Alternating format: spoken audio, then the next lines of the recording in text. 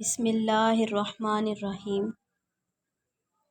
اللہ کے رسول حضرت محمد مصطفیٰ صلی اللہ علیہ وآلہ وسلم بار بار امام حسین کو بلند کر کے دنیا کو یہ بتاتے تھے کہ حسین مجھ سے ہے اور میں حسین سے ہوں۔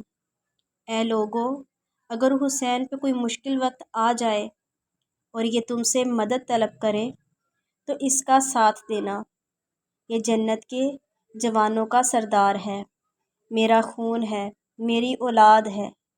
لیکن افسوس، ابھی رسول اللہ صلی اللہ علیہ وآلہ وسلم کی رحلت کو تھوڑا ہی وقت گزرا تھا کہ کربلا کے میدان میں ایک طرف 9 لاکھ کا مجمع تو دوسری طرف حضرت امام حسین، جن کو ہمارے پیارے رسول صلی اللہ علیہ وآلہ وسلم اپنے کندھوں پر سوار کرتے تھے، حضرت امام حسین اپنے نانا کی امت سے بار بار کہتے، کیوں میرا راستہ روکا ہے؟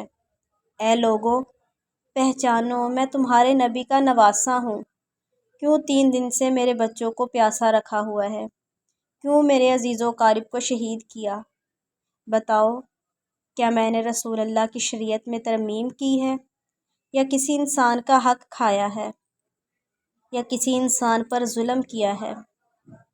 پھر اتنے میں فوج یزید ایک آواز میں کہنے لگی، اے حسین، ہم سب تجھے تیرے بابا علی کے بغض میں قتل کر رہے ہیں تاکہ یزید ہماری جھولیاں دولت سے بھر دے۔ امام حسین نے فرمایا، اے لوگو، آج اس اسلام کا علم تمہارے ہاتھوں میں ہے، یہ علم میرے بابا نے بلند کیا۔ خیبر و خندق میں اگر علی نہ ہوتے تو اسلام کی فتح ناممکن تھی۔ وہ علی جس نے پوری زندگی اسلام کی تبلیغ کی، حق کو بلند کیا اور رسول اللہ صلی اللہ علیہ وآلہ وسلم کی حفاظت کی، آج اس علی کو یہ اجر دے رہے ہو۔ اللہ کے رسول نے بار بار میرے بابا علی کا ہاتھ بلند کر کے فرمایا کہ جہاں حق ہوگا وہاں علی ہوگا، اور جہاں علی ہوگا وہاں حق ہوگا۔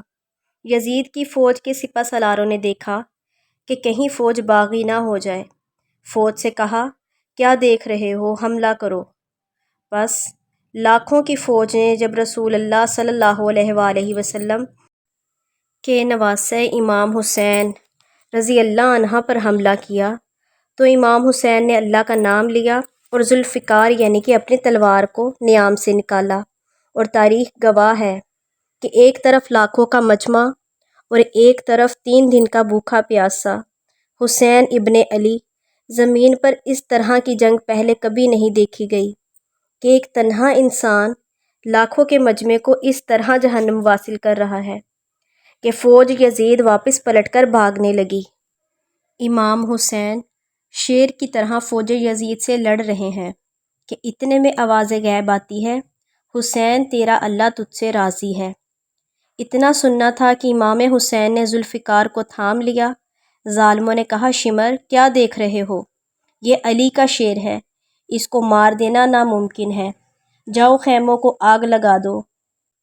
بس کچھ ظالموں نے بیبیوں کے خیموں کو آگ لگا دی اور کچھ امام حسین کو دور سے تیر مارنے لگے۔ امام حسین کبھی بیبیوں کے خیموں کی طرف بڑھتے، کبھی فوج کی طرف جاتے۔ عمر بن سعد اور شمر نے فوج کو 4 حصوں میں تقسیم کر دیا اور کہا، کوئی بھی حسین کے قریب نہ جائے، جس کے پاس جو جو چیز ہے وہ اس سے حسین کو مارے۔ جس کے پاس تیر تھا اس نے تیر مارے، جس کے پاس نیزہ تھا اس نے نیزہ مارا۔ نیز یہ کہ امام حسین کا پورا جسم مبارک زخموں سے بھر گیا۔ آپ کے جسم مبارک پر اتنے زخم تھے کہ آپ کا جسم مبارک نظر نہیں آ رہا تھا۔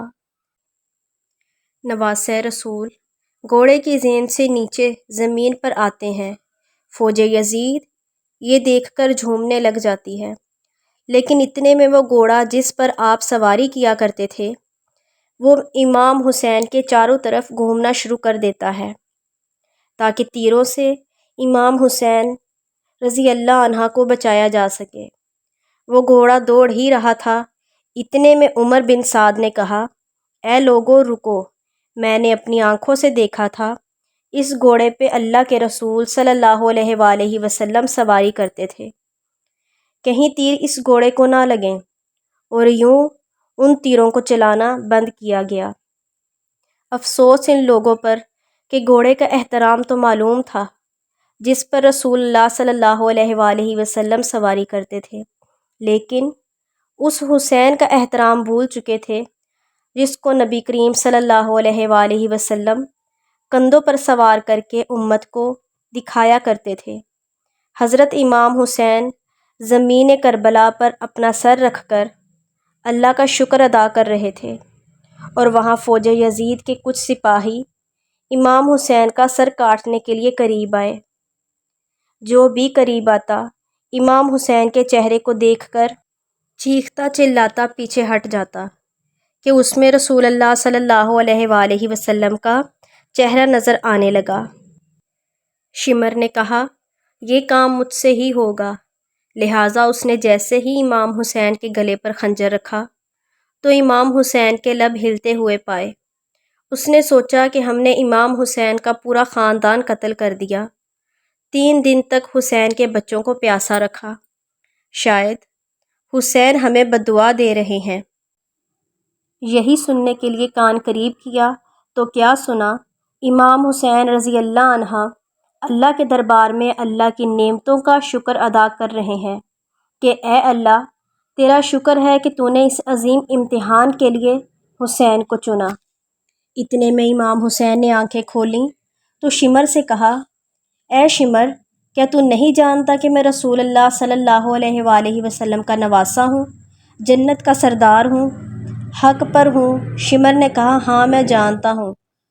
تو آپ نے فرمایا، پھر کیوں قتل کر رہے ہو؟ شمر نے کہا، یزید میری جھولی دنیاوی دولت سے بھر دے، بس اسی لیے۔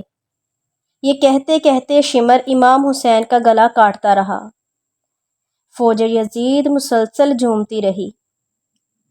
امام حسین کا سر قلم ہونے کے بعد سادات کو لوٹا گیا، بی بی سکینہ کو تماچے مارے گئے، رسول اللہ صلی اللہ علیہ وآلہ وسلم کی نواسیوں کے سروں سے چادروں کو لوٹ لیا، امام حسین کے جسم مبارک کی توحید کرنے لگے۔ تاریخ میں لکھا، امام حسین کے جسم پر جتنی چیزیں تھیں ان کو لوٹنے لگے۔ اتنے میں ایک شخص امام حسین رضی اللہ عنہ کے قریب آیا۔ امام حسین کے ہاتھ میں ایک انگوٹھی پہنی تھی، اتارنے کی کوشش کی کہ نہ اتری تو وہ انگلی کاٹ کے انگوٹھی لے گیا۔ آپ کے جسم مبارک کو رسیوں سے باندھ کر کربلا کی سرزمین پر ادھر سے ادھر لے جایا گیا۔ اتنے میں عمر بن سعد نے کہا، اے شمر، حسین اور اس کے ساتھیوں کی لاش کا وہ حشر کرتے ہیں کہ رہتی دنیا تک کوئی بھی یزید کے خلاف آواز نہ اٹھائے۔ سب کے جسموں سے سروں کو کاٹ لو اور سب کی لاشوں کو پامال کر دو۔ زمین کربلا گواہ ہے، کہیں سے کوئی قبیلہ تو کہیں سے کوئی قبیلہ اٹھایا اور کہنے لگا، ہم حر کی لاش کو پامال نہیں ہونے دیں گے۔ کہیں یہ ام لیلہ کا قبیلہ آتا ہے اور کہتا ہے، ہم علی اکبر کا لاشا پامال نہیں ہونے دیں گے۔ کہیں بی بی رباب کے قبائل کے لوگ کہتے ہیں، ہم علی اصغر کا لاشا پامال ہونے نہیں دیں گے۔ ایک ایک شہید کی لاش کو پامال ہونے والی جگہ سے ہٹایا گیا۔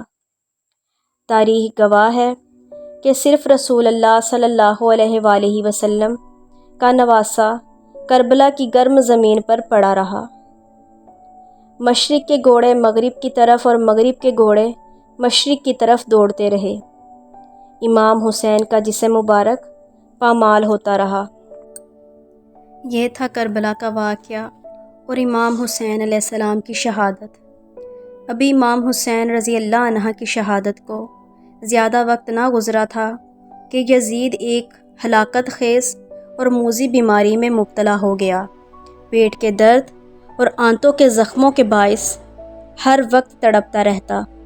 جب اسے اپنی موت کا یقین ہو گیا تو اپنے بڑے بیٹے معاویہ بن یزید کو بستر مرگ پر بلایا اور امور سلطنت کے بارے میں کچھ کہنا ہی چاہتا تھا کہ بے ساختہ بیٹے کے منہ سے چیخ نکلی، اور نہایت ذلت اور حقارت کے ساتھ کہتے ہوئے باپ کی پیشکش کو ٹھکرا دیا کہ جس تاج و تخت اور آل رسول کے خون کے دبے ہوں میں اسے ہرگز قبول نہیں کر سکتا۔ خدا اس منحوس سلطنت کی وراثت سے مجھے محروم رکھے جس کی بنیادیں نواسۂ رسول صلی اللہ علیہ وآلہ وسلم پر رکھی گئی ہیں۔ ملعون یزید اپنے بیٹے کے منہ سے یہ بات سن کر تڑپ اٹھا اور شدت رنج و الم سے بستر پر پاؤں پٹکنے لگا۔ موت سے کچھ دن پہلے یزید کی آنتیں سڑ گئیں اور اس میں کیڑے پڑ گئے۔ تکلیف کی شدت سے چیختا تھا، پانی کا قطرہ حلق سے نیچے اترنے کے بعد نشتر کی طرح چبھنے لگتا۔ عجب قہر الہی کی مار تھی، پانی کے بغیر بھی تڑپتا تھا اور پانی پا کر بھی چیختا تھا۔ بالآخر اسی درد کی شدت سے تڑپ کر اس کی جان نکلی۔